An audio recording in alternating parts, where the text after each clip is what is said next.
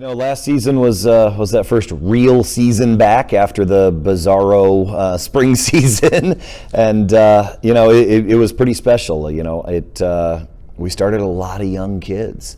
It was like Tajana was kind of the matron of the program, the mom of the program, and she provided a lot of stability. But when you look at our rotations, it's 7 out of our 9 normal in the rotation were freshmen and sophomores. So, to see the energy and see the athleticism and see the culture was really, really encouraging. And knowing that, just about everybody's back, and we've added some nice pieces in the off season, and the culture is just getting better as the young talent and young personalities start taking ownership of the program. So, seeing how well we did last year, but also hungry because we came up just short at the end is, it hurts to think about it, and it hurts to go through, but it's also kind of the ultimate motivation you'd be looking for going into a season. People are seeing OLLU as a place they want to come play, and they know they're going to get great matches. And we've been able to fundraise enough to go to a big tournament, a big nationally recognized tournament up in Nebraska.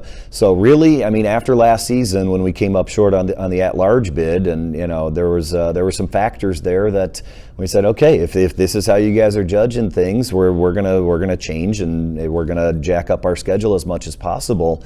And you look at the teams that are coming in. You got Bellevue, who was a top 10. You got Jamestown, our second night of the year. They won the national championship last year. We got Sagu coming back. We have several other teams that qualified for nationals. So it's going to be put up or shut up time for OLLU. We kind of threw it out there that we thought we deserved in last year, and now we got to put our money where our mouth is and prove it.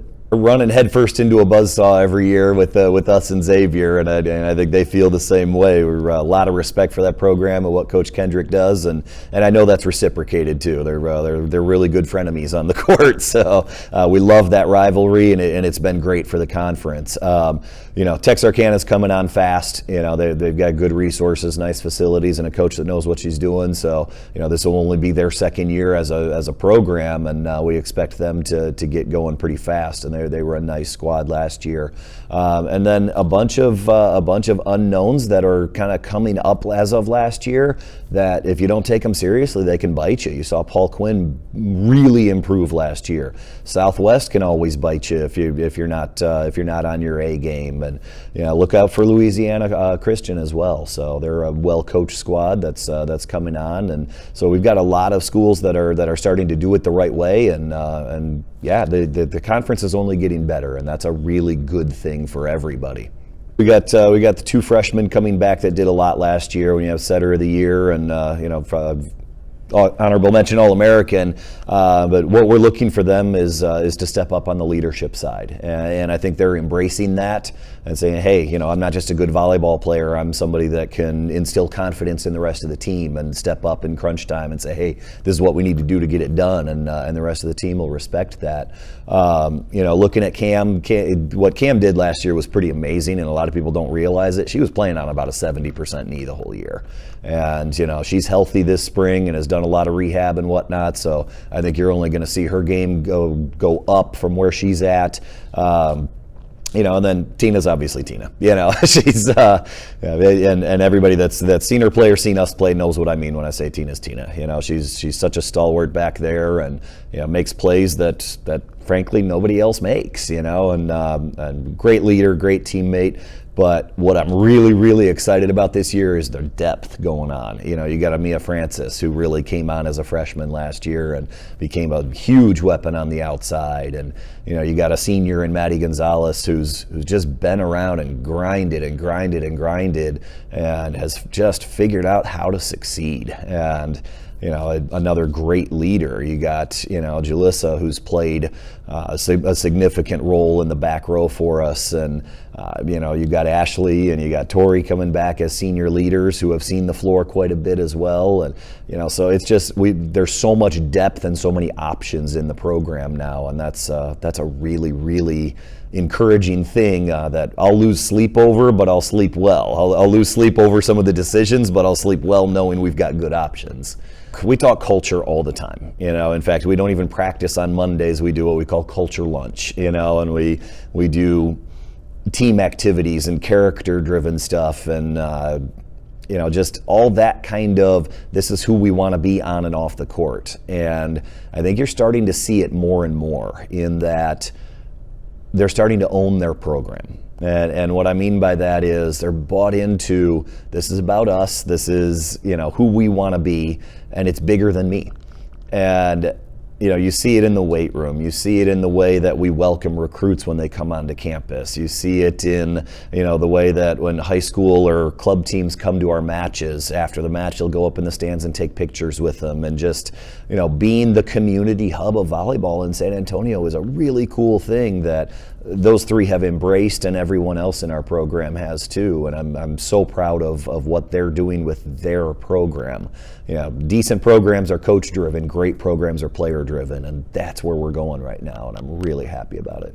Now we didn't have a huge class last year because we didn't need it, and this year we took a pretty big class, and again I would speak to the depth of it. So many players with a lot of upside that have played a lot of high-level volleyball in both high school and club. That's something that when I took the job here and looking at what we wanted to accomplish, and so setting the vision for the program. Obviously you want to be competitively great, but in the grand scheme of things, volleyball is just a tool. It's a tool to build character and learn about who we can be, and it brings out some awesome stuff in us. But it's taken a little while, and you've seen slow, steady increases, and then it just popped this year. And again, I think it speaks to that culture thing where everybody's kind of buying in, and if you're not doing your stuff the right way, you're the weird kid, or it's so responsibility. If you're being irresponsible with stuff off the court or being irresponsible outside in the classroom, you're getting some positive peer pressure about, hey, come on, get your crap together, and that's again, when that's not coach driven, you're getting somewhere.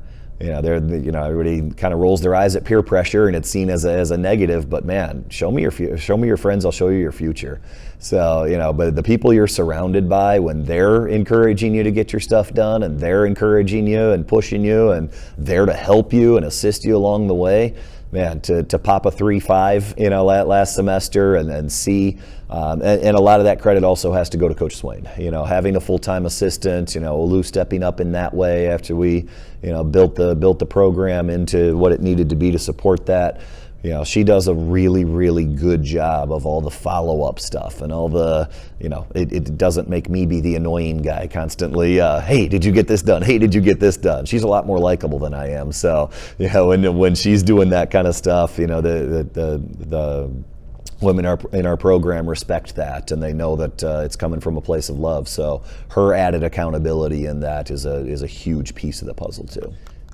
Well, number one, if you came out last year, you saw our gym is a fun place to be. It gets loud in there during intense matches. Our girls play with passion, and we play a really exciting style of volleyball.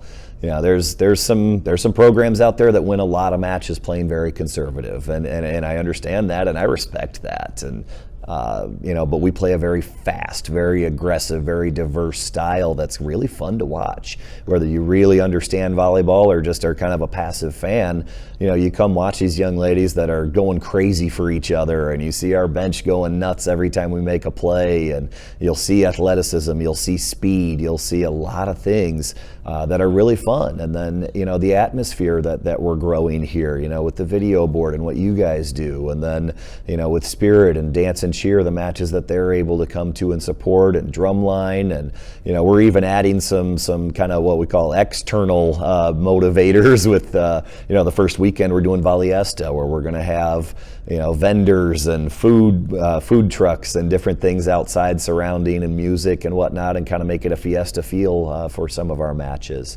And then like we talked about earlier, we got some serious competition coming to town. So if you're wondering about the level of NAIA volleyball, come check it out. I think you'll be impressed.